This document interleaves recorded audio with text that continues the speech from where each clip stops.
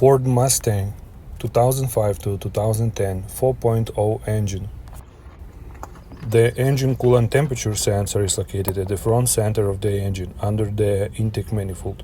To remove it, disconnect the connector, use a wrench or dip socket and unscrew the sensor.